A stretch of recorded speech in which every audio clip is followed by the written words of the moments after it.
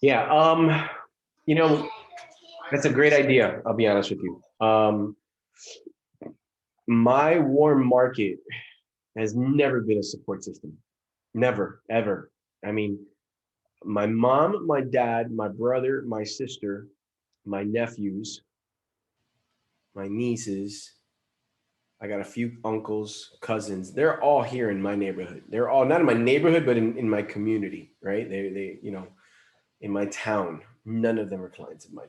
None of them. Matter of fact, my aunt, one time I had posted something on social media about 401ks and this, that, and the other. And she was going through a personal matter and transition jobs and had 30, 40,000 or so in a 401k.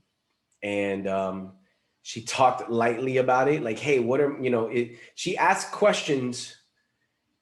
You ever have people like ask you questions who don't plan on doing business with you? You know what I'm saying? Like they know you have the answer, but they don't want to do nothing with you. They want the advice to make Yeah, sure that what they're somebody else is telling them that they correct. do plan on using is 100%. yeah. 100%. You know who did that as well too? My father, my very own father. My father did that to me. He was questioning something about his 401k. Can you do this? Da, da, da, da, da. And I was like, no, you can't because of this, because of this. This is the way it works. This is the way. Oh, I found out like 2 months later he was doing something with it with a different advisor. My aunt was the same thing. She was extracting information about, making sure she could move the money over, but she never had any intentions on actually physically moving the money over with me. She went as far as to tell me, yeah, let's set up a time. And, we set up a time. She rescheduled like 3 times on me. And then after that, just kind of wasn't answering, wasn't answering, wasn't answering. I was like, you know what, I'm done.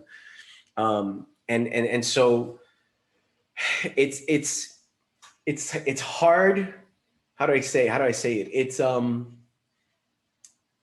a hard pill to swallow, but you have to accept it, unfortunately. You know what I mean? I walk away with peace of mind knowing that I offered to everybody an opportunity to get the right things in place, and all I can do now is cross my fingers and pray that somebody else um, protects them and helps them. Even my own father. I mean, look what brought me into the industry, right? If you guys remember, what brought me into the industry was my dad's accident, and my dad's accident um, helped me understand that people in middle America have no idea what they have and what they don't have. You know what I mean? I was one of those people. My dad was one. My dad was, hopefully no longer is because of his experience. But we were one of those people where when you work for a big company, you just sign up for the employee benefits and you think everything is perfect, and then it's not. And, shit hits the fan. Excuse my French. And then all of a sudden you're like, oh, it doesn't do this. It doesn't do this. It doesn't do this. It doesn't do that. And but that's just unfortunately the way the life is. This weekend is a great example. Look, this weekend, I don't know if you guys saw it on my social media. Um, my daughter, oh my God, if you talk to my daughter, spend time with my daughter, you'll be like, she's a miniature you. She really is. My daughter is a mini me. Um, it's crazy because a lot of people say we look a lot alike, right? Like they say that my daughter and I look a lot alike. My son is a good blend between me and my ex-wife, and my son's personality has a blend of between me and my ex-wife. But my daughter is 100% me. And she said to me, she says, Dad, Papi, I wanna set up a lemonade stand. I said, really? I said, why do you want to do it? She goes, because summertime's coming. I want to make money. I said, oh, really? She says, yeah, I'm too young to get a job anywhere else right now. But, I was thinking about becoming an entrepreneur. No lie. She hears it coming out of my mouth so much. So I said to her, I go, okay, good. So, I did it as like a math exercise. I said, okay, let's go buy cookies, right? I go, let's go buy lemonade. Let's go buy the table coverings. Let's buy the decorations. We'll do all of that. And we're doing the shopping. We finally add everything up. And I'm like, okay, how much did we spend? She's like, oh, we spent $18. I go, okay. So now if we sell lemonade at $1 a cup and we do 3 cookies for $1, I go, what else do you think we could sell? She starts looking around. She said, why don't we sell hand sanitizer? Everybody wants hand sanitizer. I'm like, perfect. Let's buy some of those. So we set up a table, get everything set up in the front. And all of a sudden, people start coming in. People start coming in. My son, not so interested. He's like playing basketball until he starts seeing my daughter making money, right? And what's crazy about it was my girl Sandra and my daughter are having a conversation about the prepping and the this and the that and what it should have and what it this and what is that. You know, my daughter says, she says, listen, let's just fall forward. No lie, honest to God. Let's just fall forward. It doesn't have to look perfect, but at least if we have it out, if it's at least out, we'll try to sell something. And Sandra looks at me and I go, you see?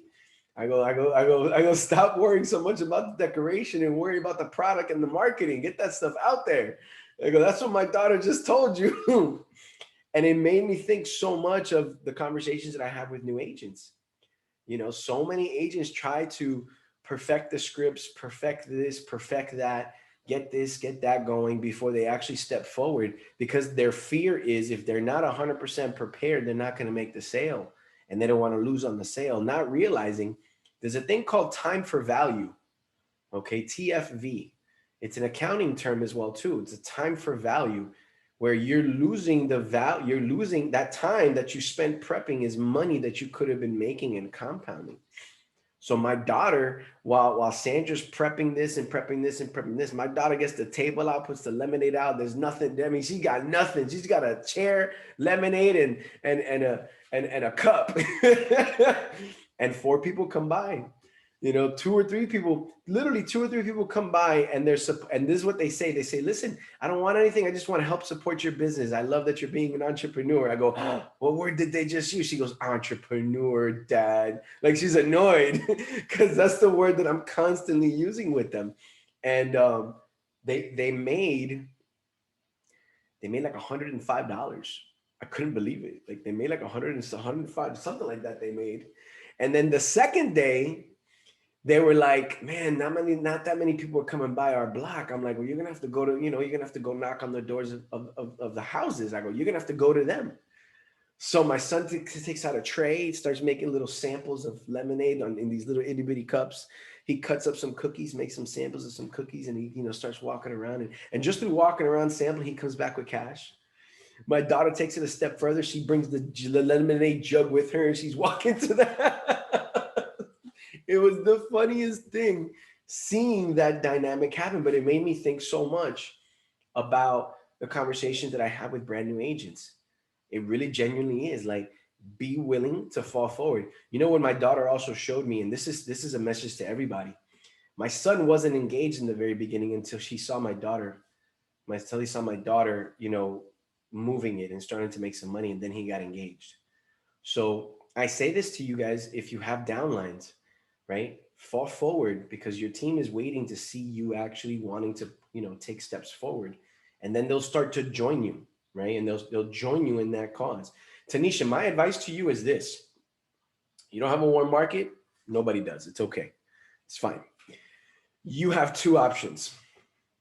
You can either recruit your way into markets or you can buy your way into markets. If you're going to buy your way into markets, it's because you're leveraging the lead system. People buy more from strangers than they do people they know. It's crazy, but it's the truth. We are taught as little kids, I don't care what culture you come from, don't talk to people about money. Don't mix friends and family with money. It's just the way that it is. And because we work in the money business, it's very hard for family members to genuinely come and support the way that you would want them to support. Right? It's very hard for that. They don't want to either put their name on a referral in case you don't do the right job, then they're tied to that money transaction. They don't want to put their money on. It is what it is. However, they will open up left and right to a complete total stranger if that total stranger is willing to introduce and have a decent elevator pitch. It's crazy, but it's the truth. It's the truth. I've had people that are worth millions of dollars who've known me for 5 minutes spill everything to me. Everything to me. My family, you could take the top 5 people in my family, combine their income. I make more money than all 5 combined. And they don't talk to me about money like they have like the golden vault hidden. No, I don't want to talk to you about my $5,000 put away. Wait, what? But yeah, a complete stranger who doesn't know me is worth multi-millions. And if you research Naples, Florida, it's one of the top 5 wealthiest cities in America. I mean, and there's an area in Naples called Port Royal. Port Royal has over 23 billionaires. B as in boy, that live in the communities. Like they look down if you're like a single millionaire type person. That there's communities in Naples that are like that. You get into the right market, they don't know who you are, but they'll spill everything to you. A stranger will do business with you faster and more of it with you just because you're a stranger than they will family. Don't get me wrong, there's levels of edification. You still got to be professional. You know, there's things like that involved. But that's how you have to look at it. Either you're going to buy your way into markets leveraging leads, or you're going to recruit your way into markets. Now, when I say recruiting your way into markets, here's what I mean. Here's what I mean. Because, and I say this too because you're big on social media, right? Rather than focusing your attention on social media and finding clients, focus your attention on recruiting agents. Recruiting has brought me more business than any lead referral business nesting opportunity that I've ever in my life created. Ever in my life created. Guys, and I'm saying this to all of y'all. Remember, I came from captive career agency, right? I came from that world, network marketing, right? And now independent. And as I built this model, you would think, right, with the amount of experience that I have, I'm going to create something that I know works the best. Why am I going to create something that hasn't worked? There's never been more of an income opportunity that I've ever built through the process of recruiting than I have than any other model. Can I make money on leads? Yes. And every now and again, I fall forward and I show you guys, you know, not fall forward, but I'm willing to buy leads myself and then show you guys how they work, because that's all I want you guys to see. Is I want you to see somebody doing it, because then it'll motivate other people to do it, right? But I'm not even gonna lie, biggest income generator ever has been recruiting. Ever has been recruiting. Because, you know, when I opened up Miami, granted, I grew up in Miami. But then I moved away for almost a decade. Then I come back.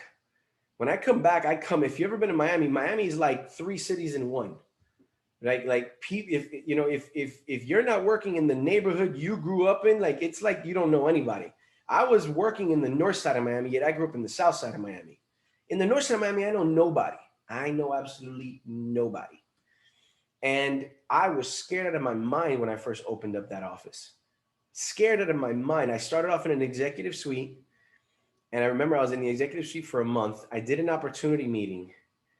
And some of you, I think probably will probably appreciate this more, because she was around for an office that started from nothing and turned into something huge. I don't know if you were in an executive suite, but I was in an executive suite, and it was just me.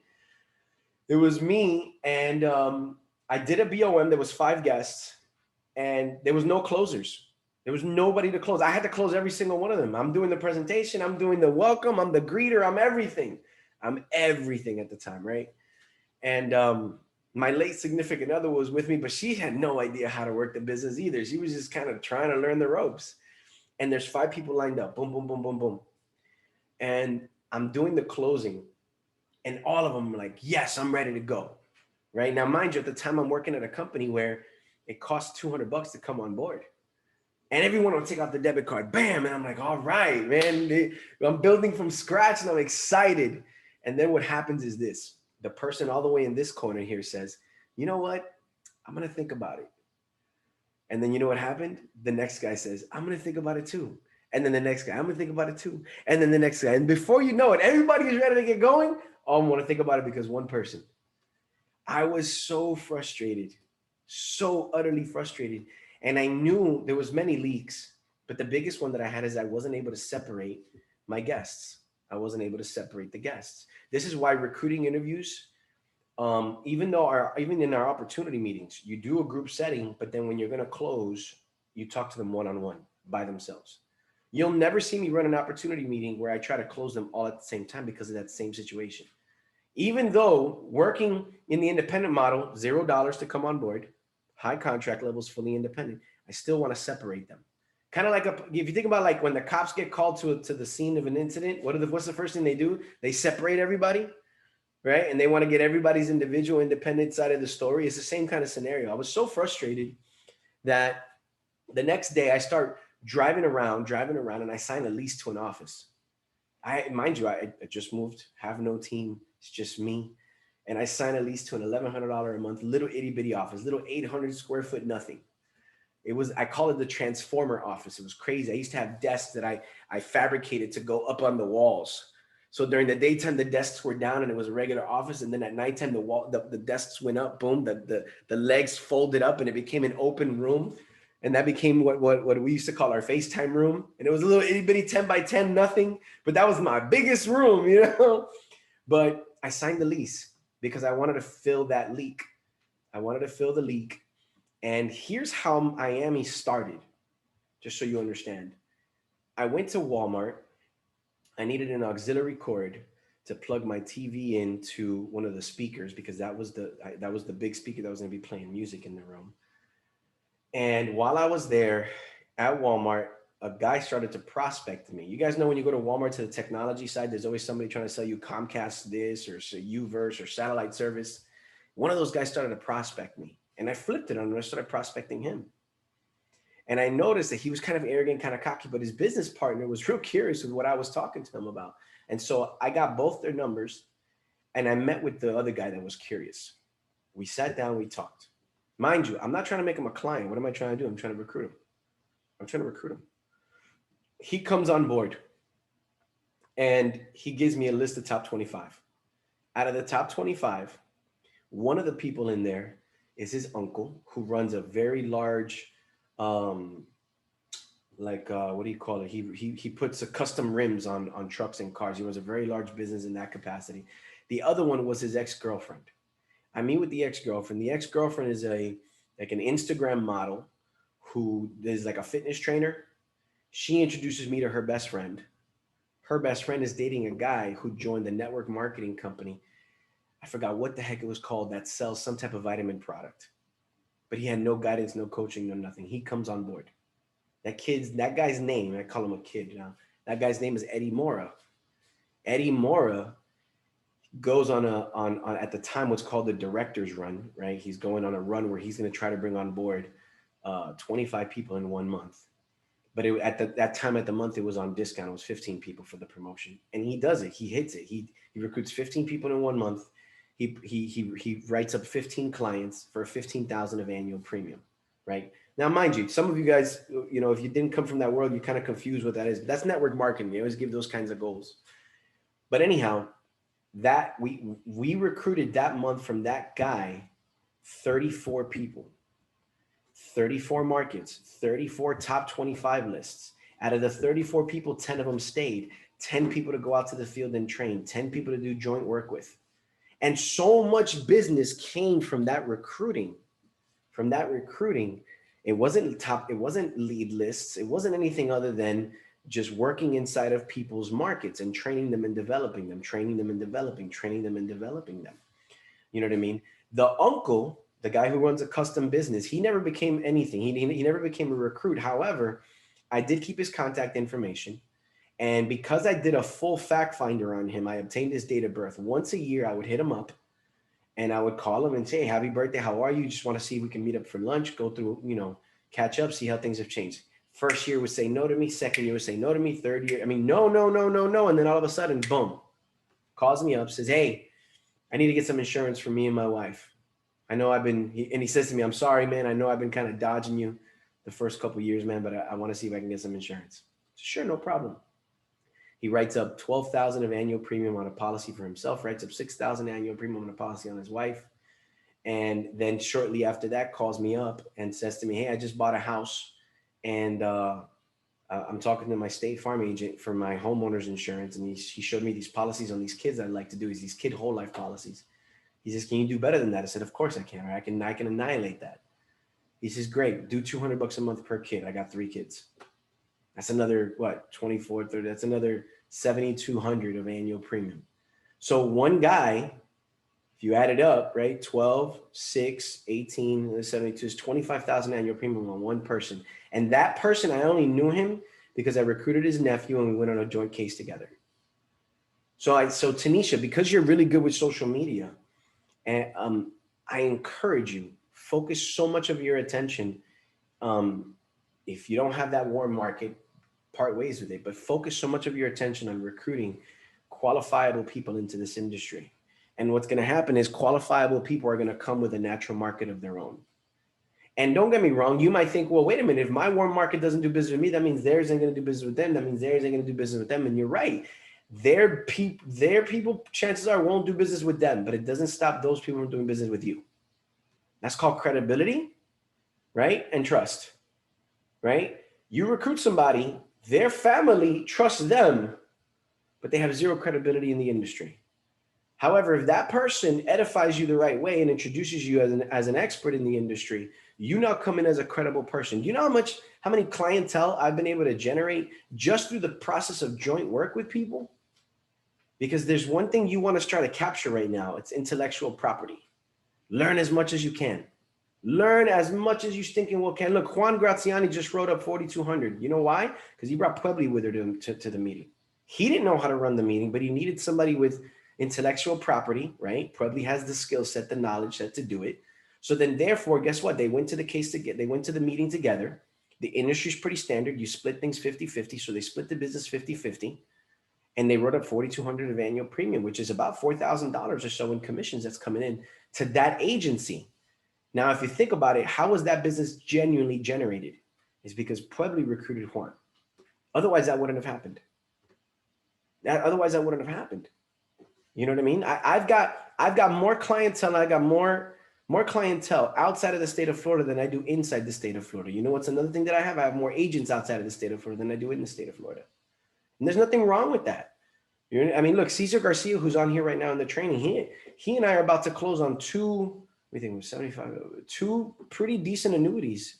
I mean, combined together, about 180,000, right? Now, what am I expecting? What am I hoping for? I'm hoping that the next 3 or 4, he'll be able to go and run them completely by himself, because we're teaching him along the way. He's sitting in on the meetings, and you can ask Cesar, a lot of the underwriting he's doing himself. I check up on him. Hey, how you doing? What do you need? Hey, how you doing? What do you need? But I'm letting him touch it, feel it, expose himself to it, because I'm expecting eventually he can go close the business by himself. But at that 180,000 that we rolled over, I mean, you know, he'll make, I don't remember what, I mean, let's just say hypothetically 6%. I think it's his comp on that, 180. We divide that by 2, right? 50-50. It's 90 times 0.06. It's about $5,400 in commissions. So he's making $5,400 in commissions to sit there, train, and to learn how to roll over annuities. Now, how do we close those cases? Because he had the relationship. Somebody that he works with, somebody that he knows, but he wanted to bring somebody into the meeting that has more experience and chances are more credibility in the industry than he has, because they don't see him as a financial advisor. They see him as the guy that they used to work with. Tony, I actually recruited one of those guys. There you go. So he used to work at a company that was going to go under.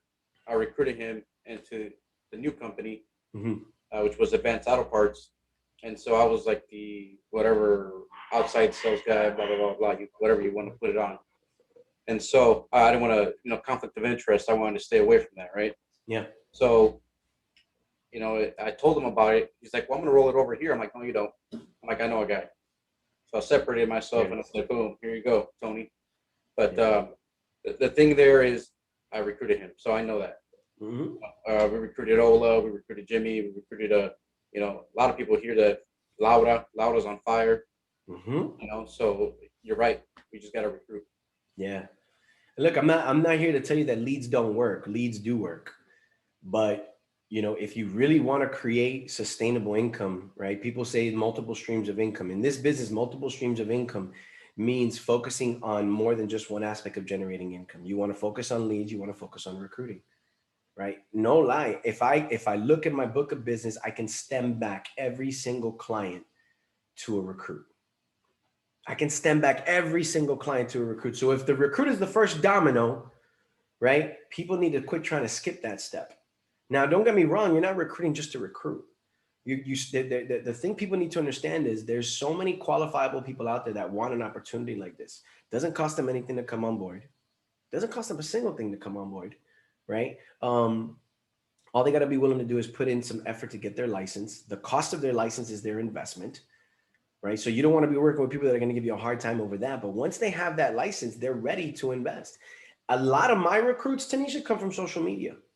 A lot of them come from social media. No, I mean, genuinely come from social social media. Every single person I can show you. Look, I just brought on board two agency owners, a team of fiancés, right, out in the Texas area. They came from practice company. I had no idea who they were at practice company. They left practice company a little bit after I left, and they went to a different company, right?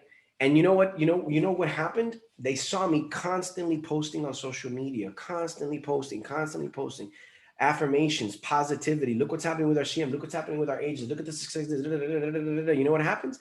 They hit me up. They send me a DM. Hey, listen, we didn't know who you were. We knew about you. We didn't know who you were at practice company. We know that you left. We left. We went completely different paths. It's not really working for us where we're currently at. I'd like to talk to you about what you're doing because it seems like you guys are winning. Literally, boom. So guess what happened? Both of them, I mean, I had a one-on-one recruiting interview with them, brought them both on board. They just did their contracting this weekend. We're doing their financial needs analysis tonight. Later tonight, we're doing their financial needs analysis, and I'm getting them right quick into the game of either buying leads or working their market. They have a BOM scheduled this coming Thursday, so we're going to do their grand opening kickoff, and they've already got a list of 10, 15 people that they want to start talking to about bringing on board. And it creates a trickle effect. It just creates a trickle effect. So Tanisha, with social media, I'd focus your attention on recruiting. And you know how you focus attention on recruiting? You don't talk about recruiting, you talk about success of the industry. The one thing you'll never see me post on social media, hey, I'm looking for people who want to obtain a 215 license, life and health, No, I'm always talking successes. Like Josh Collier. Josh Collier is making $1,100, $11,600 this month, 22 years of age. He came from World Financial Group. The most he ever made was $6,000 a year. His first month with us, he's making $11,600. I am blasting his picture everywhere. And you know what's happening? People hit me up, and people hit me up, and people hit me up, and people hit me up. Stories, guys, stories right now are so powerful because you know what stories gives you? It gives you the ability to see who saw it. See, because when you post on your news feed, you can't see who saw your post other than the people who comment or like, but you can see everybody who sees your stories. Everybody who sees your stories. And you know what I do? Every time I look at that list of people who see my stories, boom, shoot them a message. Boom, shoot them a message. Obviously, I stay compliant with the fact that there is certain companies that I'm on a non-compete, so I completely avoid those. But the ones that are not, the ones that are either independent or they're at a different platform that I have nothing to do with, boom, hit them a message. And you know what my message is? You know how my messages start? Yo, thanks for the support, bro. I hope everything is doing well. But because I'm commenting, like when you go into your stories, you could see it. And right there, when you're watching the people who are viewing your stories, you can send them a message. When they receive the message that I sent them, comes the picture of the story that I know they saw. It comes the picture. So they know that I know they're watching what's happening. And my message is simple. Hey, bro, thanks for the support. Hope everything is well. Don't get me wrong. Some people put hearts and they like the story. So then once they do that, I ask them a question. Yo, I appreciate the support, man. What was it that you liked about my post? That's how I start. What was it that you liked about my post? But if they didn't comment on it, I'll just shoot them a message. Boom. Yo, hope everything is good, man. Go kill it. I'm typically talking something positivity. And you know what it starts? It begins a conversation. It begins a conversation. It begins a conversation. Being positive, just like being negative, is infectious. It is. So you got to choose what you want to, what virus you want to spit out, right? I choose to spit out positivity, success, we're growing, because someone who doesn't have that bug wants to be injected with that bug, and they'll begin talking to you about it. They'll begin talking to you about it. Go ahead, Caesar. I don't think we just need to recruit just for, you could say, our business. Like, for example, I was getting my haircut with my barber, and I was explaining to him what I was doing with insurance, construction, advance, blah, blah, blah. Told him that I was quitting, this, and the other. And then he's like, hey, how about you get me a job at Advance? Sure, no problem. I connected him with the general manager. They talked, got recruited, and I went to go get my haircut. I think it was like 2-3 days ago. And that's when I was telling you about that $30,000 rollover he had. There you go. And then I spoke to his wife, and we're talking about insurance. So Thursday, I'm going to go meet with them, sit down with both of them, not just one, because that's the key thing that I was missing. I was only speaking to the barber, not his wife. There you go. So now we're gonna go meet up with them. That's a $30,000 rollover and some policies we're gonna close. But I recruited him somewhere else, not to my business. There you go. And now he's gonna end up quitting over there, and he's going to open up his own barbershop. Yeah. Because I motivated him on what I did. There you go. There's that one, and then there's a guy that did a detail on my uncle's truck. I referred him. We went to the dealership to buy a truck from my uncle. Mm-hmm. Got one. They didn't do a detail correctly. I sent an email to the guy that sold me the truck, and I told him, hey, I think you should look at this guy. This is the kind of work that he did. Here's some pictures. So now I connected them. And so they're about to do business together. And I told them, hey, well, as you start making money, you got to save it somewhere. Where are you going to save it? There you go. And you're 100% right. When you feed other people's businesses, you earn the right to ask for their business later on as well. Right? Something that I admired from one of the leaders that I followed. And he said this constantly. He said, become a mayor of your community. Become a mayor of your community. And one day I asked, I said, what are you talking about when you say become a mayor of your community? And he explained it to me in a way where I'm just like, it makes so much sense because I do this now. If you guys have meetings face to face at a restaurant, pick one restaurant. Pick one restaurant, okay? Well, I'm not saying pick one, pick a few. But what I'm getting at is this: go to that restaurant frequently, and every time you go, introduce the guest that you're meeting with to the general manager of that restaurant. Preferably not a franchise. Try to pick something that's like a mom and pop business where the owner is in-house. And when you come in, make it a point to request that the owner come to the table so you can say hello to him or her, right? You build that relationship and you tee it up to the person that you're meeting with. So for example, let's say I'm going into a South African restaurant. Howard's the owner of the restaurant. I built a relationship with Howard, and I'm about to go meet with a prospect, and that prospect is Tanisha. What I'm going to try to do when I sit down, and I'm going to say, hey, listen, I'm going to ask the server to bring Howard out. Hey, Howard, how are you? Nice to meet you. Hey, listen, I'm just here right now with Tanisha. I just want to introduce you guys. Tanisha, this is Howard. He runs this amazing establishment. It's a great, great food menu, great environment, great everything. If you ever got to come in here, on the personal side or on a business side, make sure you come over to this spot. Tell Howard that I sent you over. And what's Howard looking at? Howard noticing I'm feeding his business. I'm promoting his business. Now that starts to happen 3 or 4 times, right? Number one, you look good to the person you're coming to the meeting with, because now you're somebody when you go there. You get to the point where you show up and they're like, oh no, let me just get the regular table. Oh, I'll get the regular. They know you're somebody. Number one. Number two, the owner of the restaurant sees that you're willing to feed his business. You know what you end up being able to do a few months later? You're able to come in there one day by yourself, ask the owner to come sit down. You can ask him for his business because he sees that you're willing to feed his. If you're able to feed his business, there's nothing wrong with you asking for their business in return. If they say yes, great. If they say no, you know what you do? You find another restaurant, start over again. That's the truth. Find another restaurant, start over again. Do business with people that are willing to do business with you. No lie. Do business with people that are willing to do business with you.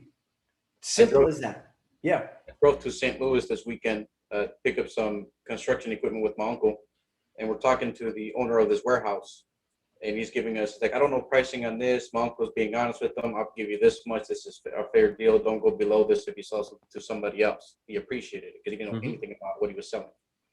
And then as we're talking to him, he tells me that he owns 10 commercial buildings, like all paid for cash, like they're rental properties. And I said, well, man, it's a bummer, isn't it? He's like, what do you mean? I'm like, well, you have all your money tied up into something that's really a liability, because if they don't pay your rent, what happens to all your equity that's built up in the property if you lose, And he says, well, I don't know. I need guidance in that. And I said, you read books? He's like, no, but I can start. So I sent him Misfortune 101. Yeah. And then I'm like, what's one of your addresses? He gave me the address. I'm like, you have a book coming to you from Amazon. So I ordered the book and I sent it to him. And then I'm like, let your money work for you. Don't work for your money. And he goes like, I like you, man. He's like, we're going to keep talking. I'm like, okay, you got me on Facebook. You got my information. I got your phone number now. I'll be back next week. So I'm going to follow up with him Wednesday, I believe. There you go. You just reminded me of a technique that I used to use. And I encourage all of you guys to do this. If you deal with someone that has wealthy people, one of two things happen. They stumble upon wealth and then they lose it, right? This is why 90% of the people win the lottery go bankrupt after 1 year, because they don't know what to do with that kind of money. But the majority of them earned it by educating themselves, reading books, studying, right? Whenever I come across somebody of wealth, I start talking to them about tax-free retirement. And if I poke their interest, I send them the book, The Retirement Miracle, and I send them Tax-Free Retirement. 2 small, quick reads from a guy named, oh my God, what's his name? Tracy. I'm trying to see if I have it here. I don't have it here. Hang on, because it's gonna kill me. So there was a retirement vehicle, and which other called one? The Retirement Miracle Miracle. and Tax-Free Retirement. Same writer. You could buy them on Amazon for like $5 a piece. Tax-Free Retirement is from, who wrote the book? Hang on. There it is, Patrick Kelly. Patrick Kelly. You could buy them on Amazon for like $5 a piece, guys. Okay, Tax-Free Retirement and The Retirement Miracle. Okay, and what I'll do is, you become a library. You know what a library allows you to do? What do people do when they rent library books from the library? What do they have to do when they're done with the books? Give it back. They got to return it, right? So what I do is I'll send them the book. I say, hey, listen, I think that you'd like this book. I think you really enjoy it. I'm only going to ask you for one thing, man. It's your book, as long as you can give me one thing. I want to follow back up with you next month and get your feedback on what your thoughts were, if you don't mind. Right? Now, some people will read it and then give you their feedback. Great. That feedback allows for dialogue, conversation. By the way, this is what I do for a living. So it opens up that opportunity. Some people won't read it. And when they won't read it, you say, hey, listen, I'm going to be in your area next week. I've got some cliff notes that I would love to share with you on how this works, if you're open for it. Right? Now, because you gave them something, they feel that sense of obligation to like not put you down. Now, granted, this doesn't work with anybody. This only works with people who have wealth. People who have wealth want to preserve their wealth. And when you show them ways for Uncle Sam not to tap into their money, chances are they're very interested. So you get a high return on this. Send them those books. This is my gift to you. I'd love for you to read it on one condition. Next month, I want to follow back up with you and I want your feedback. Yes, I read it. Great. Let's sit down over lunch. My treat. I'll buy the sandwich. Tell me what your thoughts are. Oh, and when they tell you their thoughts, you're engaging with them. By the way, this is what I do for a living, right? If they don't read it, hey, listen, I can understand it's a busy world. I'm actually going to be in your area next week. I've got some cliff notes that I'd like to drop off. It's a quick 2-3 page read. I think you'll enjoy it. You know what I bring with me? An illustration. That's my cliff notes. An overfunded IUL illustration. And I go meet with them and I drop it. I spend 15-20 minutes talking to them about it. But the fact that you're willing to give them something says to them a lot. And they're more likely to want to do business with you. I did that heavily when I was working wealth management. Heavily when I haven't done it in a while, to be honest with you. And you know why I haven't had to do it in a while? Because I've been generating so much clientele and income just from the concept of what? Recruiting. But for those people that like, again, multiple streams of income, you want to try different things, definitely The Wealth of America, I would 100% do that. Matter of fact, one of the books, I think it's Tax-Free Retirement, has a chapter 13 or chapter 16. It's a one-page chapter. It's a one-page chapter at the very back. And it's not even it's a one-pager, but it's one sentence on the page. And it says, the best retirement vehicle is an index universal life. I go, bro, you got to read chapter 13 or I don't remember what it was, chapter 13 or 16. You got to read that chapter. Okay, I'll read it. And then what I'll do is on that page, I'll what do you call it? I either put my name and my phone number there in a quick little message, or you staple your business card to it. But it's such an easy read, such a great marketing campaign for you to do. With The Wealth of America, it works perfectly. With Middle America, not so much. I wish Middle America read more. I think if Middle America read more, they wouldn't be so Middle America, but that's just the way life is. But anyhow, couple ideas for you guys, but please don't get your eyes off the concept of recruiting. You'd be amazed how many markets it opens up for you. You honestly, genuinely be so amazed when you start to see overrides coming in from markets and clientele that you would have never thought would have been there. Like it's pretty astonishing, and that's passive income for you guys. This Thursday, so you guys know, this Thursday at 8 p.m. I'm doing a BOM. Why? Because I've got I've got 2 agency owners.